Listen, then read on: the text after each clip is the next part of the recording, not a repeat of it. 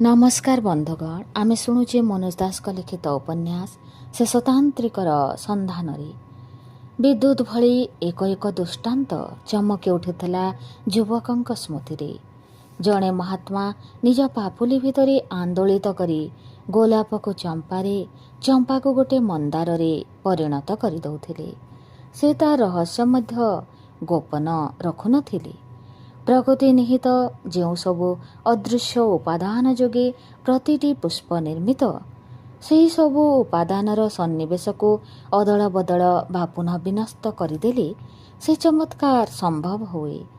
ଆଉ ଜଣେ ସନ୍ନ୍ୟାସୀ ଚାହିଁବା ମାତ୍ରକେ ମୃଗନାଭି କସ୍ତୁରୀ ଅଥବା ଚନ୍ଦନର ଅଥବା ପଦ୍ମର ମହକ ଖେଳାଇ ଦେଉଥିଲେ ବାତାବରଣରେ। ଯୁବକଙ୍କୁ ସେ ବୁଝାଇ ଦେଇଥିଲେ, କସ୍ତୁରୀ ବା ଚନ୍ଦନ ବା ପଦ୍ମ ଭିତରକୁ ସେସବୁ ମହକ ଆସେ କେଉଁଠାରୁ? ପଞ୍ଚଭୂତ ବିଶିଷ୍ଟ ପ୍ରକୃତି ଭିତରୁ। ବେଶ୍, ସିଧାସଳଖ ମଧ୍ୟ ପ୍ରକୃତି ଭିତରୁ ସେସବୁକୁ ଆହରଣ କରାଯାଇପାରେ।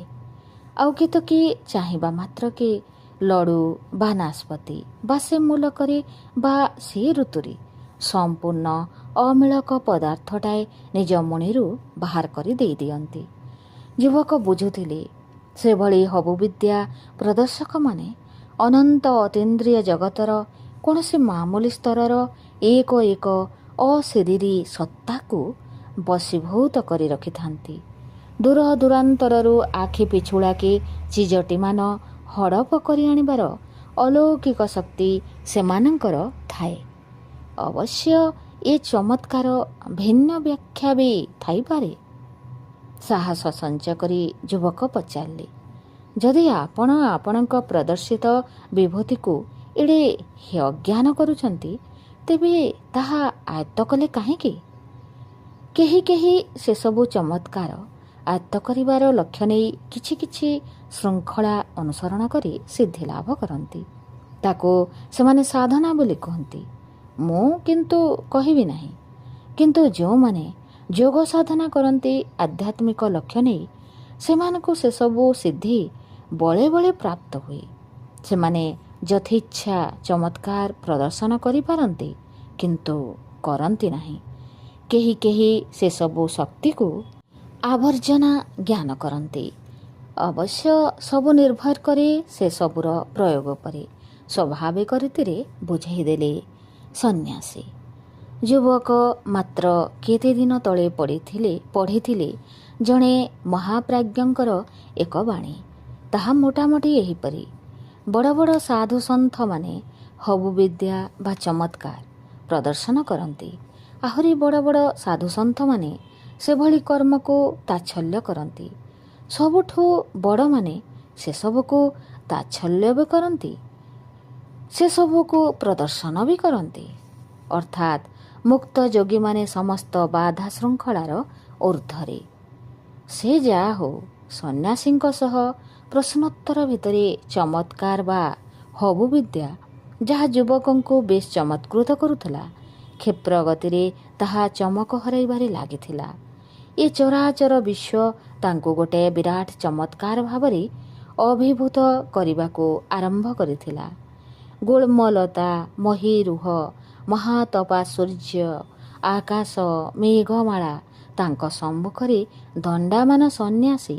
ଚରାଚର ଯାବତୀୟତା ଏକ ଏକ ବିସ୍ମୟ, ଏକ ଏକ ଅସମ୍ଭବ, ଏକ ଏକ ଚମତ୍କାର। ପରମୁହୂର୍ତ୍ତରେ ସେ ପହଞ୍ଚିଲେ ଅନୁଭୂତିର ଆଉ ଏକ ଧାପରେ।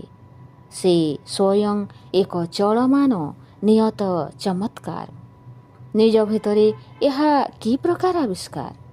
ବିଷମ ନା ଭୀଷଣ ଅଥବା ମହାନ, ଅନବଦ୍ୟ, ଅପୂର୍ବ, ଅଭିରାମ ଏବଂ ଚରମୋତ୍କଷ୍ଟ? ନା, ସେଭଳି କୌଣସି ବିଶେଷଣ ଯୋଗେ ଏ ଅନୁଭବର ସଂଜ୍ଞା ନିରୂପଣ ସମ୍ଭବପର ନୁହେଁ। ହୁଏତ ବହୁକ୍ଷଣ ନୀରବ ରହିଥିଲେ ଯୁବକ। ସମୟର ଅନୁଭବ ବିନା ସମୟ ବିତିଯାଇପାରେ।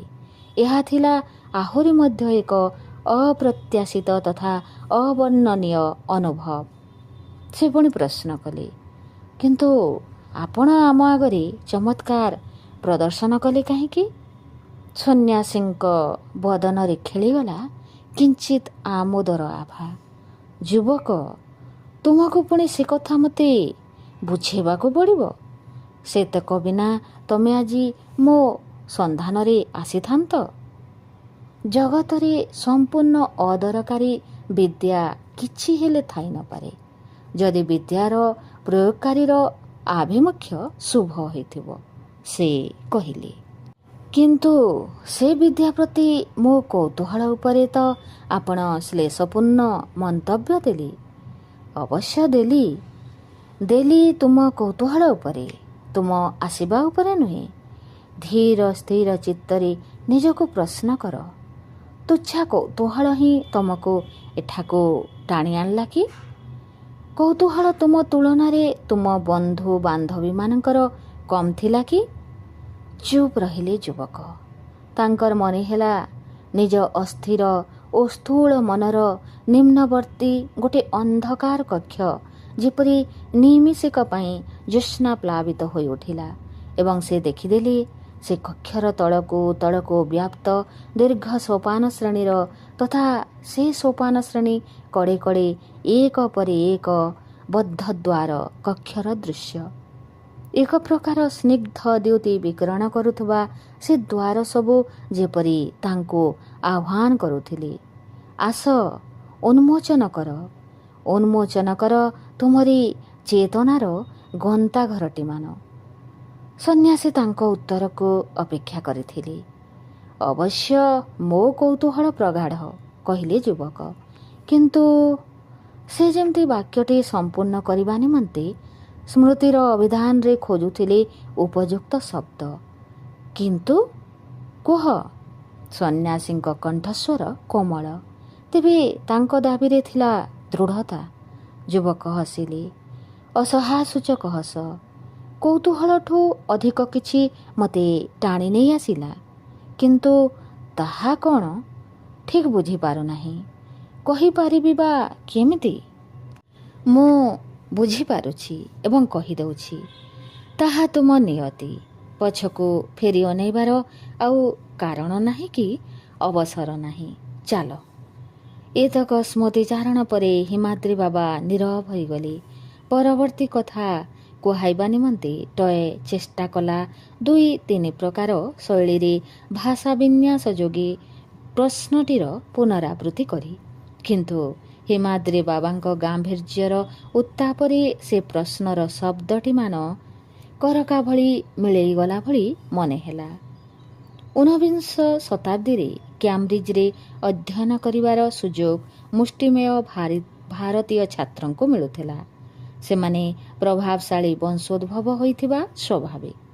ସେଭଳି କୌଣସି ସାମାଜିକ ପଟଭୂମିରୁ ଅଚାନକ ତାଙ୍କୁ ହିମାଳୟ ଅଭ୍ୟନ୍ତରକୁ ଅପସାରିତ କରିନେଲେ ଯେଉଁ ଶକ୍ତିବନ୍ତ ଯୋଗୀ, ତାଙ୍କ ସମ୍ପର୍କରେ ଆମେ ଆମର ନମ୍ର ପ୍ରୟାସ ସତ୍ତ୍ୱେ ହିମାଦ୍ରୀ ବାବାଙ୍କୁ କିଛି କହିପାରିଲୁ ନାହିଁ। ସେ ଖାଲି ଜଣାଇଲେ, ଭଗବାନଙ୍କର ପୂର୍ଣ୍ଣ ଅବତାର ଅବଶ୍ୟ କେବେ କେବେ ମାତ୍ର ସମ୍ଭବପର ହୁଏ ସତ, ଏବଂ ବିପୁଳ ସଂଖ୍ୟାରେ ନହେଲେ ମଧ୍ୟ ତାଙ୍କୁ ଜାଣିବାର ସୁଯୋଗ ବହୁ ବ୍ୟକ୍ତିଙ୍କୁ ମିଳିଥାଏ। କିନ୍ତୁ ଏପରି ଶତାବ୍ଦୀ ବିତି ନାହିଁ ଯେତେବେଳେ ଭୂପୃଷ୍ଠରେ ଦିବ୍ୟ ବିଭୂତି ସମ୍ପନ୍ନ ମହାପୁରୁଷମାନେ ଜୀବନ ବିତାଇ ନାହାନ୍ତି। କେତେକେ ହୋଇଥାନ୍ତି ସାମାଜିକ ସ୍ତରରେ ପ୍ରତିଭାତ, ଆଉ କେତେକେ ରହନ୍ତି ଅଜ୍ଞାତ। ଉଭୟ ପର୍ଯ୍ୟାୟତ ମହାପୁରୁଷ ବର୍ଗଙ୍କର ଯଥାର୍ଥ ଥାଏ। ତେବେ ତାହା ସାଧାରଣ ବୁଦ୍ଧି ବିଚାର ପରିସରର ଅନ୍ତର୍ଭୁକ୍ତ ନୁହେଁ। ବହୁ ବିଜ୍ଞପିତ ଯୋଗଗୁରୁମାନଙ୍କ କଥା ଭିନ୍ନ। ସେ ଅଜ୍ଞାତ ମହାତ୍ମା ସେମାନଙ୍କ ଉପରେ ମନ୍ତବ୍ୟ ଦେଉନଥିଲେ। ପ୍ରସଙ୍ଗକ୍ରମେ ସେ ଜଣାଇଲେ, ଅଦ୍ୟାବଧି ସେ ଦେବ ସାମ୍ରାଜ୍ୟ ଭିତରେ ତାଙ୍କୁ ଯୋଗମାର୍ଗକୁ ଭିଡ଼ି ନେଇଯାଇଥିବା ସେ ମହତ୍ ଯୋଗୀଙ୍କ ଭଳି କେତେ ତପସ୍ୱୀ ବିଦ୍ୟମାନ। ଋତୁ ନିର୍ବିଶେଷରେ ସମଶୀତୋଷ୍ଣ ରହିଥାଏ ସେମାନଙ୍କ ତନୁ। ଆମକୁ ଜୀବନୀ ଶକ୍ତି ଯୋଗାଇ ଦିଅନ୍ତି ଯେଉଁ ଶସ୍ୟ ଏବଂ ଉଦ୍ଭିଦଜାତ ଅନ୍ୟାନ୍ୟ ଚିଜ। ସେମାନେ ଶକ୍ତି ସଂଗ୍ରହ କରିଥାନ୍ତି ପ୍ରକୃତିର ବିଭବ ମାଟି, ସୂର୍ଯ୍ୟ, ବାୟୁ, ପାଣି ଏବଂ ବ୍ୟୋମରୁ। ତପସ୍ୱୀମାନଙ୍କୁ ଜଣାଥାଏ ସିଧାସଳଖ ପ୍ରକୃତିରୁ ଜୀବନ ଶକ୍ତି ସଂଗ୍ରହ ବିଦ୍ୟା। ଅବଶ୍ୟ ଆବଶ୍ୟକ ସ୍ଥଳେ ସେମାନେ ହିମାଳୟର କେତେକ କୌଳିକ ଗୁଳ୍ମଲତାକୁ ମାଧ୍ୟମ ରୂପେ ବ୍ୟବହାର କରିଥାନ୍ତି। ଅତସି ଫୁଲ ଭଳି ମହୋଷଧି ସେମାନଙ୍କୁ ରୋଗ ବ୍ୟାଧିରୁ ସୁରକ୍ଷା ଦିଏ। ବହୁଦିନ ଧରି ମୋ ମନରେ ଥିବା ଗୋଟିଏ ପ୍ରଶ୍ନର ଭିତ୍ତିରେ ସ୍ୱଗତୋକ୍ତି କରିବା ଭଙ୍ଗୀରେ ମନ୍ତବ୍ୟ ଦେଲି। କିନ୍ତୁ ହଜାର ହଜାର ବର୍ଷ ଧରି କେତେ କେତେ ଭାଗ୍ୟବାନ ହିମାଳୟରେ ତପସ୍ୟା କରିଛନ୍ତି, ଏବେ ମଧ୍ୟ କେତେକେ କରୁଛନ୍ତି। କିନ୍ତୁ ବୃହତ୍ତର ମାନବ ସମାଜ ନିବଜ୍ଜମାନ ରହିଥିଲା ଏବଂ ରହିଛି ଅଜ୍ଞାନ ତିମିରରେ। ହାୟ ଦେଖ ବାବା, ତୁମେ ଯଦି ଅଜ୍ଞାନ ତିମିରରୁ ନିଷ୍କୃତି ପାଇଁ ସିଦ୍ଧାନ୍ତ ନେବ, ତେବେ ତୁମ ଆଗରେ ତ ପୁଣି ବିକଳ୍ପ ଜୀବନଧାରାର ଦୃଷ୍ଟାନ୍ତ ଥିବା ଲୋଡ଼ା। ଯାହା ବଡ଼ କଥା, ଯେଉଁ ଭୟାବହ ଅଜ୍ଞାନରେ ସମାଜ ନିମଜ୍ଜିତ ଥିବାର ତୁମେ ଅନୁଭବ କରୁଛ, ଦ୍ୱେଷ ହିଂସା ମିଥ୍ୟା ଭରା ସେ ସମାଜ ଆଜି ଯାଏ ତିଷ୍ଠିଥାନ୍ତା କି? ସମାଜର ସେ ପ୍ରଚଣ୍ଡ ଆତ୍ମଧ୍ୱଂସାତ୍ମକ କ୍ରିୟାର ବିପରୀତରେ ଅବ୍ୟାହତ ରହିଛି ଆଲୋକ ପାଇଁ, ସଦିଚ୍ଛା ପାଇଁ, ସତ୍ୟ ଓ ଶାନ୍ତି ପାଇଁ ମୁଷ୍ଟିମେୟଙ୍କ ତପସ୍ୟାର ପ୍ରଭାବ। ତାହା ହିଁ ଭାରସାମ୍ୟ ରକ୍ଷା କରିଛି। ସୂକ୍ଷ୍ମ ବାତାବରଣରେ ଘଟି ଚାଲିଥାଏ ବହୁ ବହୁ ଘଟଣା, ଯାହା ସାମାଜିକ ମଣିଷର ଜ୍ଞାନ ଓ କଳ୍ପନାର ବାହାରେ। ମନେ ପଡ଼ିଗଲା ପୂର୍ବୋକ୍ତ ମହାପ୍ରାଜ୍ଞ ହାଲୁକା ରୀତିରେ ଗାରେଇ ପକାଇଥିବା ଏକ କାରିକାର ବିଷୟବସ୍ତୁ। ଦିନେ ଯେ ଫରାସୀ ବିପ୍ଳବ ସମ୍ଭବ ହେଲା, ତାହାର ପ୍ରକୃତ ହେତୁ ହିମାଳୟ ଶୀର୍ଷରେ ତପସ୍ୟାମଗ୍ନ ଜଣେ ଯୋଗୀଙ୍କ ଚେତନାରେ ଖେଳିଗଲା ଏହି ଧାରଣା। ସମୟ ଉପନୀତ ଯେତେବେଳେ ପୃଥିବୀପୃଷ୍ଠରେ ସ୍ୱାଧୀନତା, ସାମ୍ୟ ଓ ଭ୍ରାତୃତ୍ୱ ଭାବ ଉପଲବ୍ଧ ହେବା ଉଚିତ। ମହାପ୍ରାଜ୍ଞ ନିଶ୍ଚୟ ଏହା ହିଁ ବୁଝାଉଥିଲେ ଯେ ସ୍ଥୂଳ ସ୍ତରରେ ଯେତେ ଯାହା ଘଟେ, ତାର ଅଦୃଶ୍ୟ ଖସଡ଼ା ପ୍ରସ୍ତୁତ ହୋଇସାରିଥାଏ ସୂକ୍ଷ୍ମ ସ୍ତରରେ। ସ୍ଥୂଳ ସ୍ତରକୁ ଅବନମିତ ହେବା ଅବସରରେ ସେ ଖସଡ଼ା କେତେ ଅବିକୃତ ରହେ, ତାହା ଅବଶ୍ୟ ଭିନ୍ନ ପ୍ରସଙ୍ଗ। ବସ୍ତୁତ ବହୁମାତ୍ରାରେ ବିକୃତ ହୋଇଯାଏ। ଦୈନିକ ନତୁବା ପ୍ରତି 2 ଦିନରେ ରଙ୍ଗିଲିଗଡ଼ରୁ ଫୋନ୍ ଆସୁଥାଏ, କିନ୍ତୁ ଗତ 3 ସପ୍ତାହ କାଳ ପରବର୍ତ୍ତୀ କୌଣସି ବାର୍ତ୍ତା ପହଞ୍ଚି ନଥାଏ। ହିମାଦ୍ରି ବାବାଙ୍କ ସାନ୍ନିଧ୍ୟରେ ଆତ୍ମବିସ୍ମୃତ ପ୍ରାୟ ରହିବା ସତ୍ତ୍ୱେ ଆମେ ସେ ଦିଗରେ 2 ଥର ଚେଷ୍ଟା କରି ଅସଫଳ ହୋଇଥିଲୁ। ହଠାତ୍ ବାର୍ତ୍ତା ଆସିଲା ଡାକ୍ତର ବ୍ୟାସଙ୍କଠାରୁ। ରଙ୍ଗିଲିଗଡ଼ରୁ ସପତ୍ନୀକ ସେ ସିଧା ଆସିଛନ୍ତି ହରିଦ୍ୱାର। ଫୋନ୍ ଧରିଥିବା ଚିନ୍ମୟ ରାଜକୁମାରଙ୍କ ସମାଚାର ପ୍ରଶ୍ନ କରନ୍ତେ ଡାକ୍ତରବାବୁ ଖାଲି କହିଲେ, ସୁସମାଚାର, ସାକ୍ଷାତରେ ସବିଶେଷ। ଉଦଗ୍ର ଆଗ୍ରହରେ ଆମେ ବ୍ୟାସ ଦମ୍ପତିଙ୍କୁ ଷ୍ଟେସନରୁ ସ୍ୱାଗତ କରି ଆଣି ଅବିଳମ୍ବେ ଦୁହିଁ କଣ୍ଠୁ ଶ୍ରବଣ କଲୁ ପ୍ରତିଶ୍ରୁତ ସେହି ସୁସମାଚାର। ବିସ୍ମୟ ଓ ହର୍ଷ ସମନ୍ୱିତ ତାର ପ୍ରଭାବ ଆମକୁ କିଂକର୍ତ୍ତବ୍ୟ ବିମୂଢ଼ କରି ରଖିଲା। ଟଏ ଗୋଟାଏ ଗୀତ ବୋଲି ସେ ସ୍ତବ୍ଧତାରେ ବିପ୍ଳବ ଆଣିବା ପର୍ଯ୍ୟନ୍ତ। ରାଜକୁମାରୀଙ୍କ ମାତାମହୀ ରଙ୍ଗିଲିଗଡ଼ ମହାରାଣୀଙ୍କ ବ୍ୟକ୍ତିତ୍ୱ ଅସାଧାରଣ ଶକ୍ତ ଉପାଦାନରେ ଗଢ଼ା ବୋଲି ଆମେ ଜାଣିଥିଲୁ। ବର୍ତ୍ତମାନ ବୁଝିଲୁ ସେ ମାନବୀ ଜଣକ ଅଘଟନ ଘଟନ ପଟିୟସୀ ମଧ୍ୟ। ରୋଗ ଶଯ୍ୟାରେ ଅର୍ଦ୍ଧନିମୀଳିତ ନୟନ ଯୋଗେ ସେ ରାଜକୁମାର ଓ ଜୟନ୍ତିକାଙ୍କୁ ଦେଲେ ଏହି ମୌଳିକ ସର୍ତ୍ତ। ହୁଏତ ଦୁହେଁ ପରିଣୟ ପାଶରେ ଆବଦ୍ଧ ହେବେ, ନତୁବା ତାଙ୍କ ନୟନ ଯୁଗଳ ହେବେ ଚିର ନିମଳିତ। ପ୍ରଥମ ଦୃଷ୍ଟିରେ ହିଁ ସେ ଜୟନ୍ତିକାକୁ ପୌତ୍ରବଧୂ ରୂପେ ବରଣ କରିଥିଲେ। ଡାକ୍ତର ବ୍ୟାସ ପରିବେଶିତ ବିବରଣୀ ଅନୁସାରେ ବର ଏବଂ କନ୍ୟା ଏ ଅପ୍ରତ୍ୟାଶିତ ସଙ୍କଟରେ ବିହ୍ୱଳ ଦେଖାଯାଇଥିଲେ। ପ୍ରାଥମିକ ପ୍ରତିବାଦ ପରେ ପ୍ରାୟତଃ ଦୁହେଁ ରହିଥିଲେ ମୂକ। ତେବେ ମହାରାଣୀଙ୍କ ନିଜ ଅବସ୍ଥା ଦୃଷ୍ଟିରୁ ତଥା ରାଜକୁମାରଙ୍କ ସେହି ଏକମାତ୍ର ସର୍ତ୍ତ ଯୋଗୁଁ ରଙ୍ଗିଲିଗଡ଼ ତଥା ରତନଝର ରାଜପରିବାରର ଇତିହାସରେ ଏହା ହିଁ ହେଲା ପ୍ରଥମ ନିରାଡ଼ମ୍ବର ବିବାହ। एकमात्र पुत्र सह संपर्क विरहित जीवन रे नाती गोटिक उपरे कर्तृत्व प्रयोगर ए सुजोग नुआ संसारटीए बनई देवार मातृसुलभ सहजात स्वप्नर चरितार्थ जनित आनंदातिशଯ୍ୟରେ महाराणी तांक हृद स्वास्थ्य प्राय अर्धेक फेरी पाइथिबा भଳି मने हुए। स्वाभाविक सेमानंक विदाय तांक जीवन विपन्न करिवो। ଏହି ଆଶଙ୍କାରେ ରାଜକୁମାର ଓ ଜୟନ୍ତିକା ତହିଁ ଗୃହବନ୍ଦୀ ପ୍ରାୟ ରହିଛନ୍ତି। ସମସ୍ୟା ହେଲା ସେ ନାଟକୀୟ ପରିଣୟ ସମ୍ବାଦ ସିନେମା ଜଗତରେ ପହଞ୍ଚି ସାରିଛି ଏବଂ ଯେକୌଣସି ମୁହୂର୍ତ୍ତରେ ନବଦମ୍ପତିଙ୍କ ଶାନ୍ତି ବିପନ୍ନ କରିପାରେ ରଙ୍ଗଲିଗଡ଼ ଉପରେ ଦୂରାଗତ ସାମ୍ବାଦିକ ବାହିନୀର ଅବତରଣ। ଏ ଅପୂର୍ବ ସମ୍ବାଦ ଟେଲିଫୋନ୍ ଯୋଗେ ସବିସ୍ତାରେ ଦେବା ସମ୍ଭବ ମନେ ହେଲା ନାହିଁ। ବ୍ୟାସ ଦମ୍ପତିଙ୍କ ଆଗମନର ତାହା ହିଁ ଆଶୁ ହେତୁ ହୈମବତୀ ସନ୍ଧାନ ସମ୍ପର୍କରେ କୌତୂହଳ ତ ରହିଥିଲା। ଆମ ପ୍ରତିକ୍ରିୟାର ହାରାହାରି ରୂପ ନିର୍ଣ୍ଣୟ କରିବା ସହଜ ନଥିଲା। ଟୟ ସଙ୍ଗେ ସଙ୍ଗେ ହରିଦ୍ୱାରରେ ସଦ୍ୟ ତଥା ପ୍ରଥମ ରସଗୋଲ୍ଲା ନିର୍ମାତା ଦୋକାନଟି ସମ୍ପୂର୍ଣ୍ଣ ଶୂନ୍ୟ କରିଦେଲା ଏବଂ ଅଧିକ 4 ଗୁଣ ସକାଶେ ବରାଦ ଦେଲା। ଚିନ୍ମୟ ଯୋଡ଼ହସ୍ତ କପାଳରେ ନ୍ୟସ୍ତ କରି ବିଧାତା ଅଥବା ତା ଇଷ୍ଟଙ୍କୁ ସମ୍ଭବତଃ ବରକନ୍ୟାର ମଙ୍ଗଳ ନିମନ୍ତେ ପ୍ରାର୍ଥନା ଜଣାଇଲା। ମୋ ନିଜ ପ୍ରତିକ୍ରିୟା ଥିଲା ଆନନ୍ଦ ତଥା ମୋ ଅର୍ଦ୍ଧଚେତନରେ ରାଜକୁମାର ଓ ଜୟନ୍ତିକାର ଭବିଷ୍ୟତ ସମ୍ପର୍କରେ ରହିଥିବା ସମସ୍ୟାମୂଳକ ପ୍ରଶ୍ନର ସମାଧାନର ସନ୍ତୋଷ। ତେବେ ଘଟଣାର ପ୍ରଥମ ଶ୍ରବଣ ମନରେ ଉପଜାଇଥିଲା ଯେଉଁ ବିହ୍ୱଳ ଭାବ ତାହା କିନ୍ତୁ ଲୋପ ପାଉନଥିଲା। କୌଣସି ଚାଞ୍ଚଲ୍ୟ ବା ଅସ୍ଥିରତା ନଥିବା ସତ୍ତ୍ୱେ ମନର ଗହନତମ ଅତଳରୁ ଗୋଟାଏ କୋହ ଉଦ୍ଗତ ହେବାର ସୂଚନା ପାଉଥିଲି। କିନ୍ତୁ ନିଶାର୍ଦ୍ଧ ଯାଏ ବିନିଦ୍ର ଥାଇ ମଧ୍ୟ ତାର ହେତୁ ନିରୂପଣ କରିପାରୁନଥିଲି। ରାତିରେ ଦେଖିଲି ଏକ ନୁହେଁ ଏକ ବିଚିତ୍ର ସ୍ୱପ୍ନମାଳା। ବିକ୍ଷିପ୍ତ ଅଂଶମାନ ମାତ୍ର ମନେ ପକାଇ ପାରିଥିଲି। ଜଣେ ଅଜ୍ଞାତ ବ୍ୟକ୍ତି ସହ ବାଟ ଚାଲୁଥିଲି ଗୋଟିଏ ଅଚିହ୍ନା ସହରର ରାଜପଥରେ। ସେ ହଠାତ୍ ମୋତେ ପ୍ରଶ୍ନ କଲା, ଦୋକାନ ବଜାର ଯାନବାହନ ପଥଚାରୀ ନରନାରୀ କିଛି ବିଚିତ୍ର ମନେ ହେଉନାହାନ୍ତି ପରା? ମୁଁ ସାମାନ୍ୟ ଅସ୍ୱସ୍ତି ସହକାରେ କହିଲି, କାହିଁକି? ମୁଁ ତ କୌଣସି ବୈଚିତ୍ର୍ୟ ଦେଖିବାକୁ ଆଶା କରୁନଥିଲି। ସେ ଥଟ୍ଟା କଲା ଭଳି କହିଲା, ସତେ ଯେପରି ବୈଚିତ୍ର୍ୟ ତୁମେ ଆଶା କରିବା ନ କରିବା ଉପରେ ନିର୍ଭର କରେ।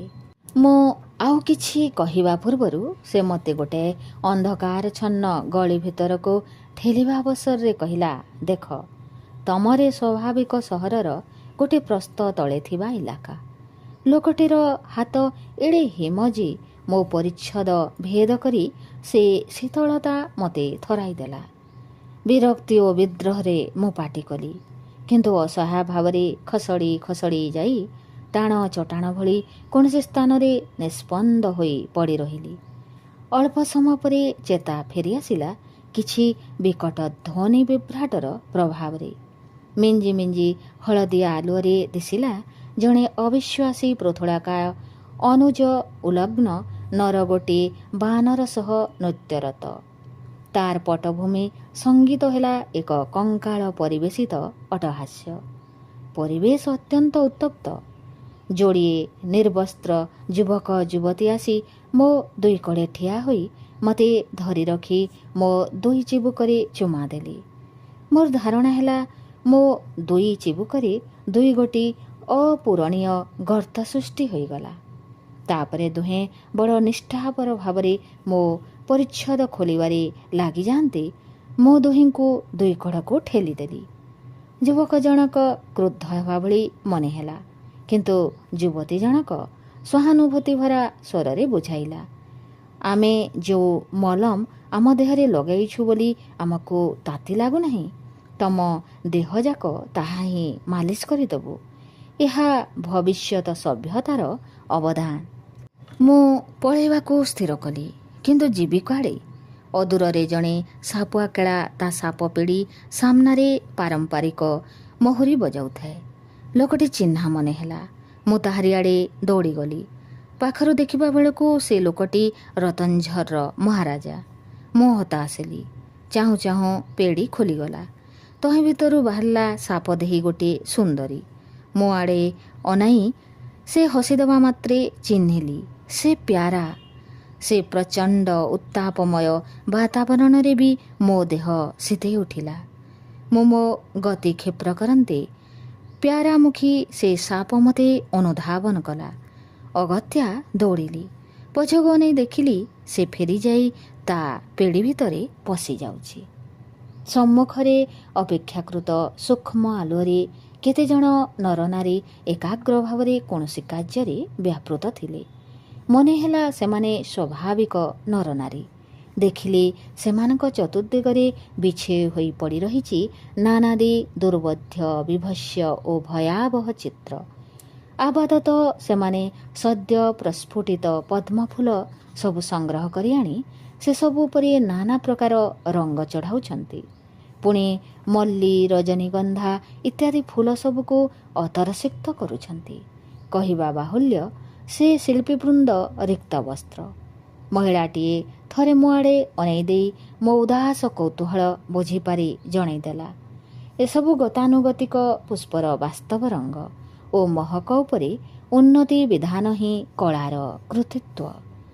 ସେତିକିବେଳେ ସୁରଜିତ ଭାଇ ଓ ଜୟନ୍ତିକା କାହା କବଳରୁ ଆତ୍ମରକ୍ଷା କରୁଥିବା ଭଳି ଆତଙ୍କିତ ଭାବରେ ବାରମ୍ବାର ପଛକୁ ଅନେଇ ସେଠାରେ ପହଞ୍ଚିଗଲେ। ସେ ବିବସ୍ତ୍ର ଶିଳ୍ପୀମାନେ ସେମାନଙ୍କର କେତୋଟି କୃତି ଧରି ସେ ଦୁହିଁଙ୍କ ଆଡ଼େ ଆଗ୍ରହରେ ଅଗ୍ରସର ହେବା ପୂର୍ବକ ଦେଖିଯାଅ ଆମ ଭବିଷ୍ୟତ ଧର୍ମୀ କଳାକୃତି ବୋଲି ପାଟି କରନ୍ତେ ମୁଁ ବି ପାଟି କରି କହିଲି, ନା ନା, ସ୍ଥୂଳ ବାସ୍ତବ ଭିତରେ ରହସ୍ୟାବୃତ ଥିବା ତାତ୍ପର୍ଯ୍ୟ ବା ସୌନ୍ଦର୍ଯ୍ୟର ସନ୍ଧାନ କଳାର ଧର୍ମ ହୋଇପାରେ, କିନ୍ତୁ ତୁମେମାନେ ଯାହା କରୁଛ ତାହା ସେ ତତ୍ତ୍ୱର ବିକୃତ ପ୍ରୟୋଗ, ଅସହ୍ୟ। କାହୁଁ କେଜାଣି ସଙ୍ଗେ ସଙ୍ଗେ ମୋ ଆଡ଼େ ଝପଟି ଆସିଲେ କିଲିବିଲି ଗୁଡ଼ାଏ ଅଜପ୍ରାଣୀ। ଥରେ ଆଖି ବୁଲେଇ ନେଇ ଦେଖିଲି କାହାର ଦେହ ଭାଲୁ ଭଳି ତ ମୁଣ୍ଡ କିମ୍ଭୀର ଭଳି, କାହାର ଦେହ କିମ୍ଭୀର ଭଳି ତ ମୁଣ୍ଡ ହେଟା ଭଳି। ଏମନ୍ତ ମୋର ସମସ୍ତ ବଳ ଖଟାଇ ମୁଁ ଦୌଡ଼ିବା ସତ୍ତ୍ୱେ ସେମାନେ ମୋତେ ପ୍ରାୟ ଚତୁର୍ଦିଗରୁ ଘେରି ପକାଇଲେ ଏବଂ କେହି ଜଣେ ଚିତ୍କାର କରି ପ୍ରଶ୍ନ କଲା, ତମେ ଆମର ଏ ପ୍ରଥମ ଶ୍ରେଣୀର ନର୍କ ସନ୍ଦର୍ଶନର ସୁଯୋଗ ହାସଲ କଲ କେଉଁ ଉପାୟରେ? ତମେ କାହାର ସନ୍ଧାନ କରୁଛ? ମୋତେ ତମରି କେହି ଅଧମଦୂତ ଏହା ଭିତରକୁ ଠେଲିଦେଲା। ଏଠି ମୋର ସନ୍ଧାନ କରିବାର କିଛି ନାହିଁ। ମୁଁ ବାହାରିଛି ଯାହା ସନ୍ଧାନରେ ସେ ଆମ ହୈମବତୀ। ମୋ କଣ୍ଠରୁ ନିର୍ଗତ ହେବା ମାତ୍ରେ ହୈମବତୀ ଶବ୍ଦଟି ମଧୁରରୁ ମଧୁରତର ଭାବରେ ଦୂରକୁ ଦୂରକୁ ପ୍ରତିଧ୍ୱନି ତୋଳି ହଜିଗଲା। ସେ ଧ୍ୱନି ତରଙ୍ଗର ହେଲା ଶୁଭଙ୍କର ପ୍ରତିକ୍ରିୟା। ଅସମଞ୍ଜସ ଅଙ୍ଗ ପ୍ରତ୍ୟଙ୍ଗବନ୍ତ ସେ ପ୍ରାଣୀମାନେ ଆପଣା ଆପଣା ସ୍ୱାଭାବିକ ସୌଷ୍ଠବକୁ ଫେରିଗଲେ। ଭାଲୁ ଓ କିମ୍ଭୀର ଇତ୍ୟାଦି ଭାଲୁ ଓ କିମ୍ଭୀର ଜନୋଜିତ ମୁଣ୍ଡ ଶୋଭିତ ହେଲେ। ଅବଶ୍ୟ ସେମାନଙ୍କ ଅଜ୍ଞାତ ମୁଖପାତ୍ର ମୋତେ ଧମକ ଦେବା ରୀତିରେ କହିଲା, ଏଠାରେ ସେ ନାମ ଉଚ୍ଚାରଣ କରିବାର ଅଧିକାର ତୁମ୍ଭର ନାହିଁ। କିନ୍ତୁ ସେ ସ୍ୱର ଥିଲା ନିର୍ଜୀବ। ସେତେବେଳକୁ ସେମାନେ ମୋତେ ବେଢ଼ି ଯାଇଥିଲେ, କିନ୍ତୁ ମୁଁ ଅବଲୀଳାକ୍ରମେ ସେ ବଳ ଭିତରୁ ବାହାରି ଯାଇ ପୁଣି ଦୌଡ଼ିବାକୁ ଚେଷ୍ଟା କଲି। ପାରିଲି ନାହିଁ। ଶ୍ରାନ୍ତିବଶତଃ ପଡ଼ିଗଲି। ସ୍ୱପ୍ନ ଭିତରେ ସ୍ୱପ୍ନ ଦେଖୁଛି ବୋଲି ଧାରଣା ହେଲା। କେହି ଜଣେ ପାଣି ଛାଟି ମୋ ଚେତା ଫେରାଇ ଆଣିଲା। ଆଖି ଖୋଲି ଦେଖିଲା ବେଳକୁ ଶାନ୍ତା। ମୁଁ ବିସ୍ମିତ ହେଲି ନାହିଁ। ସତେ ଯେପରି ତାହା ହିଁ ଥିଲା ସ୍ୱାଭାବିକ। ଉଠି ବସିଲି। ଆମେ ଏକ ଉଦ୍ୟାନ ଭିତରେ। ଅନବଦ୍ୟ ପ୍ରଭାତ।